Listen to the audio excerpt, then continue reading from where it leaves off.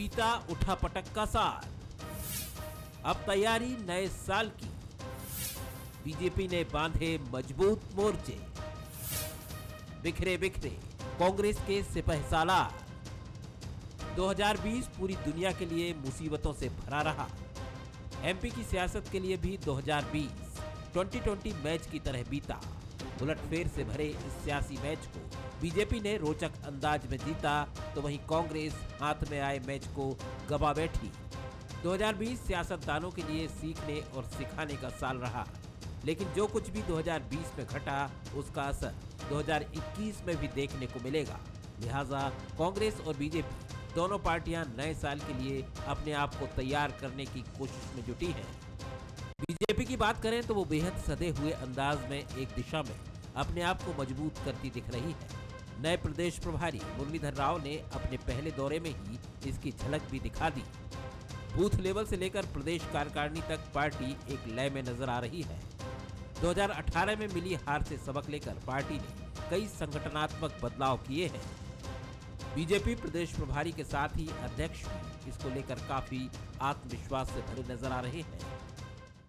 Party के जो लक्ष्य है आने वाले दिनों में, मैंने आपको बताया, role model state, remain continuously as a role model state for BJP at the national level.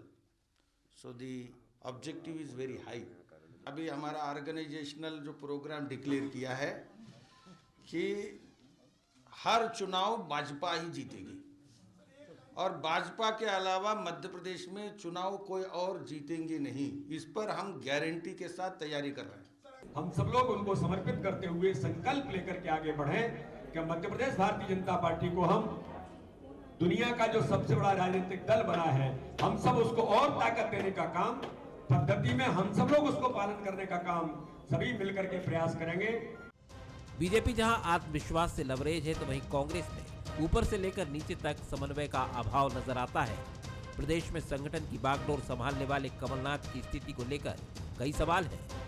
अध्यक्ष और नेता प्रतिपक्ष के पद पर विराजमान कमलनाथ कौन सा पद छोड़ेंगे, इसको लेकर भी खासा कंफ्यूजन है। पार्टी के अंदर से आने वाले अलग अलग बयान पार्टी के एक पद नहीं होने का भी संकेत देते हैं। वहीं आम कार्यकर्ता भी अपनी स्थिति को लेकर स्पष्ट नहीं है। हालांकि कांग्रेस को पूरी उम्मीद है कि आने वाला साल उसका होगा। लेकिन वो 2021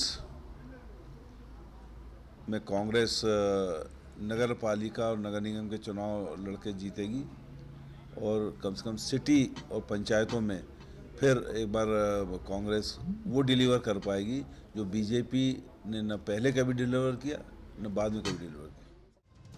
जाहिर है 2021 की तैयारियों को लेकर बीजेपी चुस्त तो कांग्रेस सुस्त नजर आती है। नए साल में नगरीय निकाय और पंचायत चुनाव भी होने हैं, जो दोनों ही पार्टियों के लिए 2023 का मैदान तैयार करेंगे और फिलहाल बीजेपी इसको लेकर ज्यादा सतर्क नजर आ रही है। नमस्कार, मैं हूं शरद द्विवेदी और हमारी खास पेशकश 2020 कई वजहों से हमेशा याद रखा जाएगा और उसमें एक सबसे बड़ी वजह रहेगी कि जो पॉलिटिकल घटनाक्रम मध्य प्रदेश में घटा और जिस घटनाक्रम के चलते कांग्रेस की सरकार गिरी और बीजेपी ने सत्ता में वापसी की, वो एक बेहद महत्वपूर्ण घटनाक्रम था।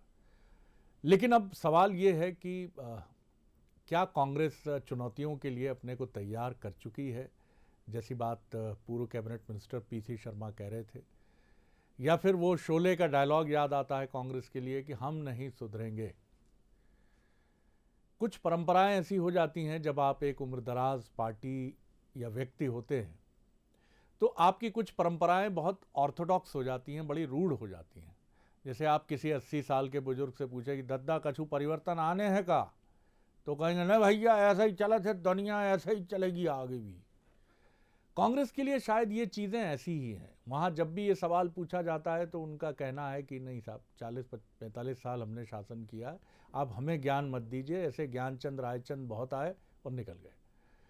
बीजेपी एक कांग्रेस की तुलना में युवा पार्टी है, महत्वाकांक्षाओं से भरी है, परिवर्तन करने के लिए उत्सुक है और जीत के लिए उसकी भूख बराबर बनी हुई है, वो संतुष्ट नहीं है। और जैसी हमने कांग्रेस की बात की कि कांग्रेस में कोई कमी नहीं है। कांग्रेस में अगर कोई कमी है तो साउथ अफ्रीकन टीम की तरह जब मौका आता है उस मौके को आप भुना नहीं पाते। अगर कमलनाथ जी ने किसान कर्ज माफी का वायदा किया, कांग्रेस ने किया, तो क्या राहुल गांधी मध्य प्रदेश में 2 बार आए इस दौरान और उन्होंने कमलनाथ जी के साथ मीटिंग करके किसानों से बात की? इसकी जरूरत ही नहीं समझती कांग्रेस। वही बुजुर्ग वाली बात, भैया एक बार कर दी घोषणा, बार बार नहीं जाने हमें। ऐसा नहीं चलती सर राजनीति। कई बड़े सवाल हैं, आज इसी पर हम बात करेंगे और जो मेहमान हमारे साथ हैं उनसे मिल लीजिए। मेरे साथ हैं वरिष्ठ पत्रकार, राजनीतिक विश्लेषक सुशील शर्मा जी, उनका बहुत स्वागत है। अवनीश बुंदेला जी हैं, कांग्रेस के युवा नेता, युवा तुर्क। और बड़ी उम्मीदें हैं, लेकिन उम्मीदें परवान भी चढ़े हैं, इसके लिए भी शुभकामनाएं। बहुत स्वागत है अवनीश जी आपका। हमारे साथ जुड़ रहे हैं ग्वालियर से बीजेपी के वरिष्ठ नेता मोहन सिंह राठौर जी, उनका मैं बहुत स्वागत करता हूं। पहली टिप्पणी सुशील जी आप ही से आगाज करके हम आगे बढ़ते हैं। बार बार वही बातें, अब बदलाव का समय है, अब परिवर्तन होगा, अब हम कमर कस चुके हैं, और हर बार निशाना भी अच्छा साधती है कांग्रेस। जैसा हमने कहा, कोई कमी नहीं है, जनता भी नाराज नहीं होती आपसे, वो भी देखती है। 2018 में तो मौका मिल ही गया, भले ही नज़दीकी मुकाबला था, लेकिन आपकी सीट्स ज़्यादा थी कुछ। लेकिन ये बार बार मिलेगा मौका, और आपने देखा ही कि क्या कॉन्फिडेंस है मुरलीधर राव जी का कि कोई जीतेगा ही नहीं मध्य प्रदेश में, क्योंकि हमारी तैयारी इतनी मजबूत है। क्या कहेंगे? नहीं, देखिए, अगर आप मुरलीधर राव जी के स्टेटमेंट को देखेंगे तो मुझे थोड़ा सा इसमें हास्यास्पद लगता है। आपको ध्यान होगा 2018 का जब चुनाव की तैयारियां चल रही थी, तब भाजपा ने एक नारा दिया था, अब की बार 200 पार। तैयारियां उस वक्त भी वैसे ही दिख रही थी, बूथ लेवल की तैयारियां थी, पन्ना प्रमुख थे, अर्ध पन्ना प्रमुख थे, लेकिन नतीजा क्या हुआ? बीजेपी सिमट गई, सरकार चली गई। तो ये कुछ चीजें मतदाताओं पे भी छोड़ देना चाहिए। आप सिर्फ तैयारियां कर सकते हैं, रिजल्ट आप नहीं दे सकते, रिजल्ट तो मतदाता ही देगा। और आप देखिए, 15 साल का सूखा जो कांग्रेस का था, वो 2018 में हरियाली आई, फसल अच्छी थी, लेकिन कांग्रेस के में ही आपसी प्रतिद्वंदिता कह लें, या गुटबाजी कह लें, या अहम की लड़ाई कह लें, या उपेक्षा कह लें, के कारण एक बड़ा धड़ा चला गया, तो सरकार चली गई। 2020 में ये सब घटनाक्रम हुआ। 1.5 साल ही भी उस फसल को जो है कांग्रेस उसको जो है इस्तेमाल कर पाई, एंजॉय कर पाई। 2021 में लेकिन कांग्रेस के लिए बड़ी चुनौती है। एक बात और मैं बता दूं कि कांग्रेस जैसी है वैसी ही स्थिति में सरकार प्राप्त करती है। हम चाहे 90s की बात कर लें, तब भी गुटबाजी चरम पे थी, अविभाजित मध्य प्रदेश था, तब तो और ज्यादा गुट थे। उसके बाद का दौर देख ले, तब भी गुट थे। अलग होते गए गुट, नए बनते गए, लेकिन कांग्रेस का स्वरूप वैसा का वैसा ही बना रहा। या तो जनता है, कभी इस स्वरूप में बीजेपी को पसंद करती है, कभी उस स्वरूप में कांग्रेस को पसंद करती है। तो मूल बात यह कि कांग्रेस को, लेकिन अब चूंकि बीजेपी में अमित शाह जैसे चाणक्य रूपी नेता हैं, तो उनको इस वक्त जो है कांग्रेस को बड़ी ज्यादा मशक्कत करनी पड़ेगी, अपने आप को बहुत ज्यादा सुधारना पड़ेगा, क्योंकि जो पीढ़ी कांग्रेस को पसंद करती थी, वो पीढ़ी भी जो है अब कम होती जा रही है। तो आपको युवाओं को अगर रिझाना है, तो स्वाभाविक है कि आपको अपना चाल चरित्र चेहरा बदलना पड़ेगा। और अभी मुझे लग नहीं रहा है कि जिस तरीके का माहौल है, कांग्रेस 2021 में कोई सुधार करने की तरफ बढ़ भी रही है। पहली बड़ी बात तो ये लगती है सुशील जी कि पहले जो कांग्रेस के गुट थे, वो बहुत ही अपने आप में खुद एक इंस्टीट्यूशन होते थे। मोतीलाल वोरा, विद्याचरण जी, श्यामाचरण जी, माधवराव सिंधिया जी, अर्जुन सिंह जी, दिग्विजय सिंह जी, ये सारे गुट इतने ताकतवर थे कि ये एक संतुलन आपस में ही बना देते थे। और फिर सबसे बड़ा संतुलन होता था इंदिरा गांधी जी।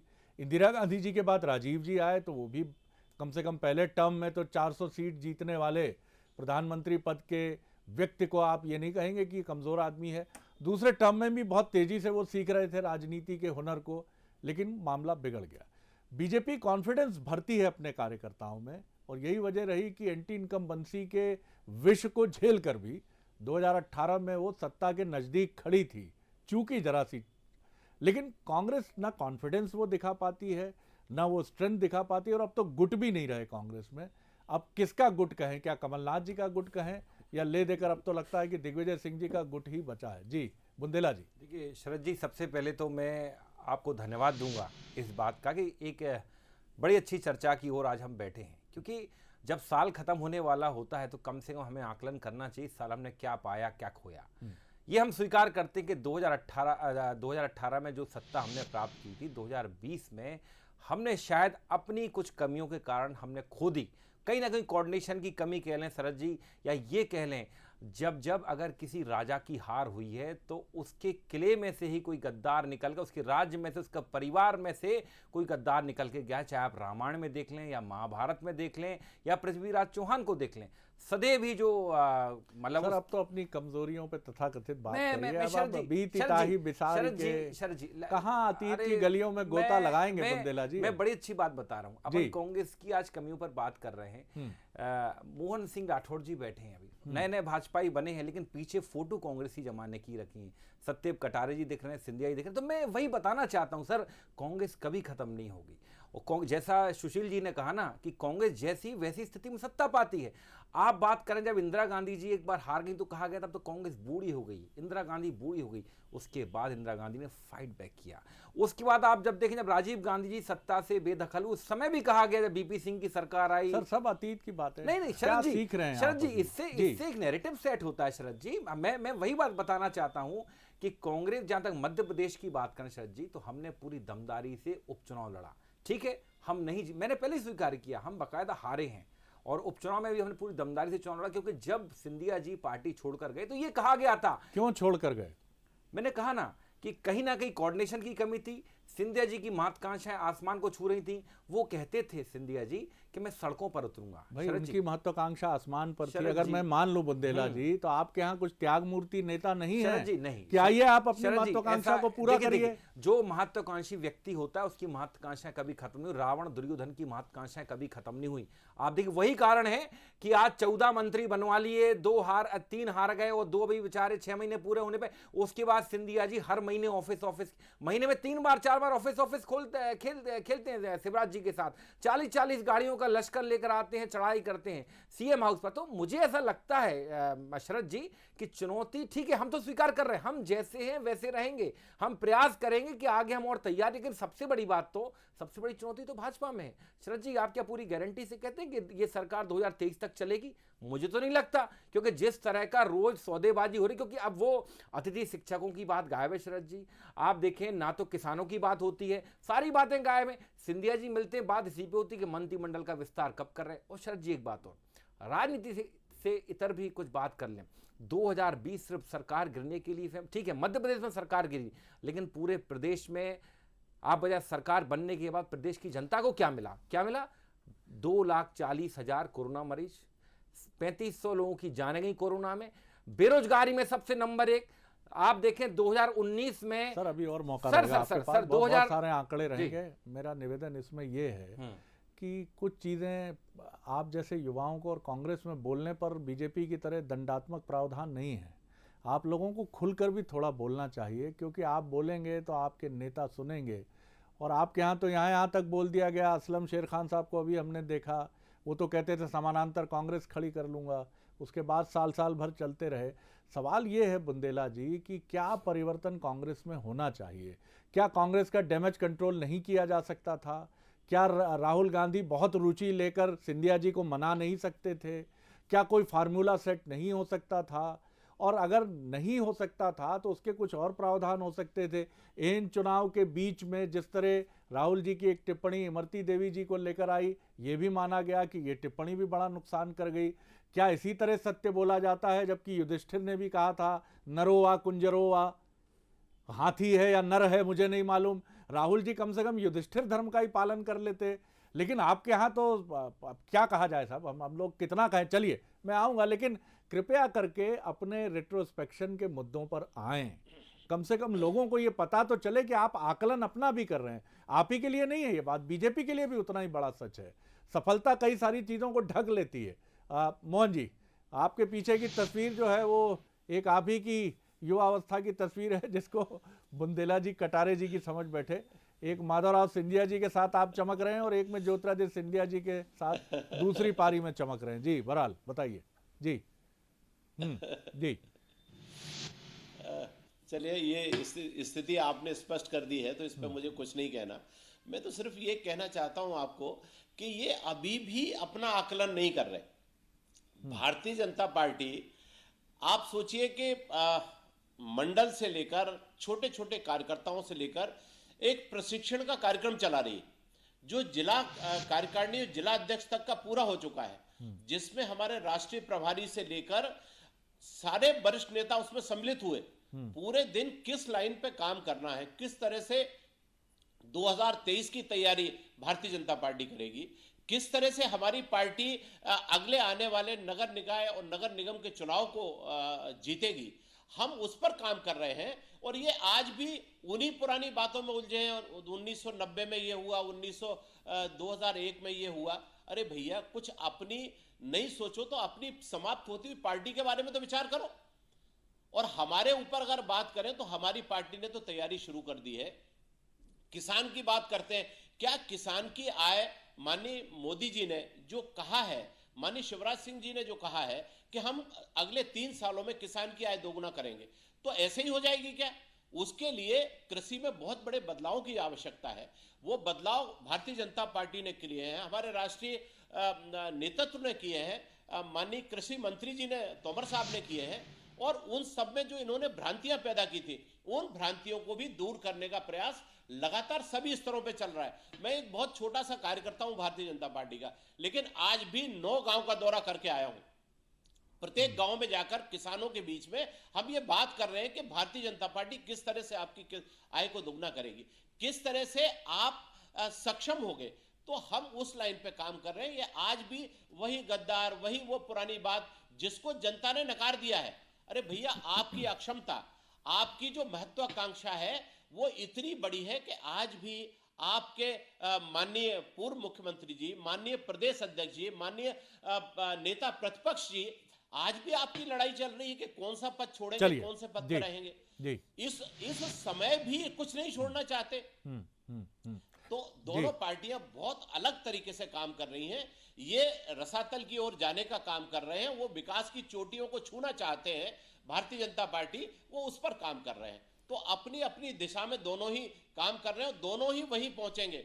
हमारे मुरलीधर राव जी जो राष्ट्रीय हमारे प्रभारी हैं, उन्होंने कहा है कि अगली बार सिर्फ भारतीय जनता पार्टी जीतेगी। तो हर कार्यकर्ता उत्साह से भरा हुआ है और उसी दिशा में काम कर रहा है। चलिए मोहन जी, मैं लौटता हूं सेकंड राउंड की तरफ। आज भी उसी बात पे उलझे हैं कि कल विधानसभा शुरू होगी तो कौन इसका जी नेता होगा। एक छोटे से दृष्टांत के साथ सुशील जी की टिप्पणी लूंगा। रामेश्वर नीखरा जी से बंसल न्यूज ने खास मुलाकात में बात की और हमने पूछा कि कांग्रेस में विरोध करने की परंपरा भी बड़ी मजबूत है। उन्होंने कहा, एक उदाहरण आपको बताता हूं। दिल्ली के तालकटोरा स्टेडियम में बैठक अधिवेशन कांग्रेस का, जहां जहां कांग्रेस की सरकारें उनके मुख्यमंत्रियों के रिपोर्ट कार्ड के बारे में उन्हीं के राज्यों के वरिष्ठ कांग्रेसी नेताओं से राय ली जा रही थी। और ये उस समय पूरी मध्य प्रदेश की कांग्रेस जानती थी कि रामेश्वर नीखरा को दिग्विजय सिंह जी के खिलाफ डॉक्टरेट है। तो जैसे ही सोनिया जी ने इशारा किया कि मध्य प्रदेश में दिग्विजय सिंह जी के कामकाज पर कौन बोलेगा, तो दिग्विजय सिंह जी ने खुद खड़े होकर कहा, रामेश्वर नीखरा मेरे ख्याल से उपयुक्त व्यक्ति हैं। और ये रामेश्वर नीखरा के शब्द है, मेरे शब्द नहीं है, कि मैंने एक नहीं 40 बिंदुओं पर दिग्विजय सिंह सरकार की आलोचना की और दिग्विजय सिंह मुस्कुराते रहे और पार्टी ने ये बात सुनी। क्या कमलनाथ जी के 1.5 साल के शासनकाल में ऐसी परिस्थिति बनी? सिंधिया जी के साथ आने वाले लोगों की बात में नहीं कर रहा हूं कि प्रद्युम्न सिंह तोमर ने क्या कहा, खुद कांग्रेसियों ने क्या कहा, दिग्विजय सिंह क्या कुछ बोले क्या, और सुरेश पचौरी जी कुछ बोले कि कमलनाथ जी ये बहुत गलत हो रहा है? इवन बाय इलेक्शन के टिकट बंटने तक क्या किसी ने कहा कि कमलनाथ जी ये हम करें? सुशील जी। नहीं, देखिए क्या होता है, जब बहुत बड़े कद के नेता अगर किसी राज्य का जिम्मा संभाल रहे हैं तो उन तक पहुंचना, उन तक बात पहुंचाना भी एक बड़ा दिक्कत का काम होता है। और जिस तरीके का ऑरा कमलनाथ जी का बन गया था और जिस तरीके की वो एक तरफा फैसले भी हो रहे थे, उससे स्वाभाविक रूप से जो उनको समझाने वाले, उनको बताने वाले जो नेता थे वो खुद ही दूर होते गए, क्योंकि वो उपेक्षित महसूस कर रहे थे। कमलनाथ जी का एक काकस बन गया था। उस काकस में आप देखिए बहुत ज़्यादा राजनीतिक लोग नहीं थे, गैर राजनीतिक, और खासकर उनका जो सर्वे अपने पैरेलल जो है पार्टी से इतर जो काम करने की परंपरा, वो उनको बहुत नुकसान पहुंचाती रही। लेकिन कांग्रेस को अगर 2021 में मजबूत होना है तो निर्दयी बनना पड़ेगा और निर्मम फैसले लेना पड़ेंगे। मध्य प्रदेश कांग्रेस के जो प्रभारी बनाए गए मुकुल वासनिक बहुत अच्छी संगठनात्मक क्षमता वाले व्यक्ति हैं। यदि वो कनिष्ठ वरिष्ठ को एक चेहरे से देखेंगे, समान चश्मे से देखेंगे, तो फैसले ले पाएंगे। यदि वो पट्टावाद, परिवारवाद पे नज़र रखेंगे, उनके आधार पर अगर मूल्यांकन होगा तो फिर कांग्रेस और ज़्यादा गर्त में चली जाएगी। दूसरी महत्वपूर्ण देखिए और ये सब अभी हो भी रहा है। विक्रांत भूरिया का चुना जाना मुझे लगता है कि परिवारवाद की तरफ कांग्रेस का लगातार बने रहने का ही एक तरीका नजर आ रहा है। यदि जो व्यक्ति एक विधानसभा चुनाव नहीं जीत सकता अपने क्षेत्र का, यदि आप उसे यूथ कांग्रेस की कमान दे रहे, आखिर वो जब विधानसभा चुनाव का जब टिकट मिला था तब एक योग्य जोवियल मेड़ा का हक मारा गया था, उसकी दावेदारी खत्म हुई थी। तो ऐसे फैसले जब तक कांग्रेस लेती रहेगी, नीचे का कार्यकर्ता बहुत ज्यादा सामंजस्य नहीं बिठा पाएगा। और अगर मुकुल वासनिक, चूंकि मुकुल वासनिक में क्षमताएं हैं, दूसरा आप प्रदेश प्रभारी जैसे मुरलीधर राव आते हैं, चूंकि यहां पर बीजेपी का संगठनात्मक ढांचा पूरा मजबूत है, बड़ा अच्छा कैडर है। अगर मुकुल वासनिक वास्तव में मध्य प्रदेश में कुछ करना चाहते हैं तो उन्हें यहाँ कैंप करना पड़ेगा, उन्हें यहाँ समय देना पड़ेगा। टूरिज्म की तरह आएंगे, टूरिज्म करने आएंगे, बैठक लेके चले जाएंगे, तो उससे मध्य प्रदेश में कांग्रेस मजबूत नहीं होगी, ना उनके पास वो सारे इनपुट आ पाएंगे, और उन इनपुट के आधार पर वो प्रत्यक्ष रूप से देख भी नहीं पाएंगे, क्योंकि समय बहुत कम रहता है। अगर प्रदेश प्रभारी स्थायी रूप से अगर 4-6 महीने कैंप करेंगे तो कांग्रेस की स्थिति बदल सकती है। 14 महीने कांग्रेस की सरकार के समय ये बात होती रही कि प्रदेश अध्यक्ष का फैसला जल्दी हो जाए, क्योंकि हम अपने मन की बात संगठन की किससे कहें। आपने संगठन के नाम पर प्रमाण पत्र इतने दे दिए, सैकड़ों उपाध्यक्ष हो गए, सैकड़ों सेक्रेटरी हो गए। ये क्या संगठन की मजबूती है कि एक तुष्टिकरण की बात है? चलिए, वो चुनाव का समय था, आपको करना मजबूरी था, लेकिन अब क्या 23 नेता अगर सोनिया जी को चिट्ठी लिख देते हैं तो तथाकथित रूप से राहुल जी को बुरा लग जाता है। भैया, ये सुनने की आदत क्यों नहीं होनी चाहिए, और ये कांग्रेस की परंपरा का हिस्सा रहा है। बुंदेला जी। शरद जी, कांग्रेस पूरी तरह से एक लोकतांत्रिक पार्टी है और यहाँ कोई भी किसी को पत्र लिख सकता है। मुझे भी अगर कोई चीज़ गलत लगती तो मैं माननीय सोनिया जी, माननीय कमलनाथ जी को पत्र लिख सकता हूँ। अब सबसे बड़ी बात शरद जी, माना हम सरकार से बाहर हो गए, हम चुनाव हार गए, लेकिन हमने हार नहीं मानी। आप देखें, अभी भी नगरीय निकाय चुनाव में आप देखें, बाकायदा हमने अपने प्रभारी नियुक्त किए हैं, जो हमारे संगठन प्रभारी वो भी हैं, बाकायदा पूर्व मंत्री, वर्तमान विधायकों को बाकायदा हमने पूरे नगर निगम में अपॉइंट किया है, और बाकायदा सब उन्होंने एक दो दौरे भी कर चुके, 1-2 दौर के। देखिए शरद जी, एक बात समझिए, कांग्रेस पार्टी की अपनी कार्यशैली है, मैं मानता हूं, मैं स्वीकार करता हूं सरकार से बाहर हुए। शरद जी, चलिए 2020 खत्म होने वाला, कल के बाद खत्म हो जाए, लेकिन मैं पूछना चाहता हूं भारतीय जनता पार्टी से कि आपके पास क्या रोड मैप है 2021 का? मतलब कोरोना जैसी महामारी हमारे प्रदेश में वर्तमान में घर कर चुकी है, और अभी भी आप देखें इससे प्रदेश की जनता को निजात नहीं मिली है। आप देखें मध्य प्रदेश आज की तारीख में बच्चों के गायब होने में, बहु बेटियों गायब होने नंबर 1 है पूरे देश में। अगर 2020 की बात करें तो यह आंकड़ा 10,000 के ऊपर है। पूरे जो एक्सीडेंट होते हैं पूरे प्रदेश में, उसमें पूरे आप देखें 610% की वृद्धि हुई है पिछले अगर 3 साल 4 साल के आंकड़े देखें तो। इस तरह की आप बेरोजगारी की बात करें, 17 लाख बेरोजगार थे 2018-19 में, 17-18, 2020 में 28 लाख हो गए। शरद जी, क्या ये आंकड़े क्या सिर्फ हम हमेशा राजनीति करते रहे कि कांग्रेस? देखिए मैं बताऊं, भारतीय जनता पार्टी सदैव अपने संगठन को बढ़ाने का काम कर, लेकिन जनता के हित के काम नहीं करती है। आप मुझे बताएं शरद जी, इन्होंने क्या, आज ये लगभग 9 महीने से ज्यादा इनको सत्ता में होने वाले हैं, इन्होंने क्या फैसले लिए? सिंधिया जी, जिस ठीक है हम तो स्वीकार कर रहे हैं, कम वक्त हमें खराबी, हम सत्ता से बाहर हुए, लेकिन आप मुझे बताएं शरद जी, इन्होंने क्या किया? इनके पास क्या रोड मैप है 2021 का? ये कैसे, या चलता रहेगा बस संगठन गढ़े चलो बड़े चलो, या इनकी वो प्रशिक्षण वर्ग चलते रहेंगे? आप मुझे बताएं, इन्होंने नगरीय निकाय चुनाव को 3 महीने 4 महीने बढ़ाकर, ये नहीं भूलना चाहिए कि जब आप 40 सालों तक शासन में रहे तो पहले जनसंघ और बाद में बीजेपी कांग्रेस की रीति नीति पर ऐसे ही सवाल उठाती रही कि इन्होंने गरीबी हटाने की बात की, इंदिरा जी ने गरीबी नहीं हटी, लेकिन जनता की विजडम पर सवाल नहीं उठ सकता। जनता चुनती है। जनता की विजडम पर मैं 15 साल बीजेपी को जनता ने चुना है। शरद जी, सवाल नहीं उठा रहा हूं, मोहन जी, लेकिन जनता को दिग्भ्रमित किया है, और जनता को उसका फैसला भी जनता करेगी, और आपको जिम्मेदारी दी है। जी, आप मुझे बताएं, मोहन जी, आप अपनी बात करें। मोहन जी अपनी बात जी, बहुत कम वक्त है मेरे पास, कुछ 40 सेकंड में अपनी बात कहें मोहन जी। मैं आपसे कहना चाहता हूं, ये 1.5 साल के अंदर अपना लेखा जोखा तो प्रस्तुत करें। 1.5 साल में क्या किया इन्होंने? सिर्फ लोगों को असमंजस के खिलाफ मोहन जी की स्थिति में भूमाफियों पर कार्रवाई की मोहन जी, जहां पूरे देश में बेरोजगारी मुंह आ रही है 1.5 साल के बाद। देखिए अरे भैया, सुन तो लो, आपने बदले की कार्रवाई की, आप नहीं कर रहे। सुन लीजिए 1 मिनट, आप नहीं कर रहे, आपने भूमाफियाओं को छाट कर बदले की कार्रवाई में बदल दिया। और आज भारतीय जनता पार्टी भूमाफियाओं के खिलाफ काम कर रही है। माननीय शिवराज सिंह जी ने स्पष्ट घोषणा की है कि कोई भी भू माफिया, कोई भी डकैत, किसी भी प्रकार से अवैध कारोबार करने वाला, मिलावट करने वाला इस मध्य प्रदेश में 15 फुट नीचे जमीन के गाड़ दिया जाएगा। ये बहुत बड़े संकल्प की बात है।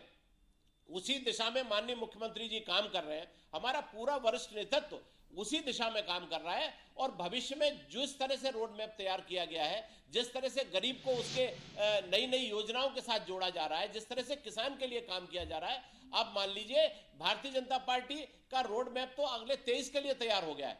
आपके पास कोई रोड मैप नहीं है। आप अपनी असफलताओं को छुपाने के लिए भारतीय जनता पार्टी के ऊपर इल्जाम लगाते हैं।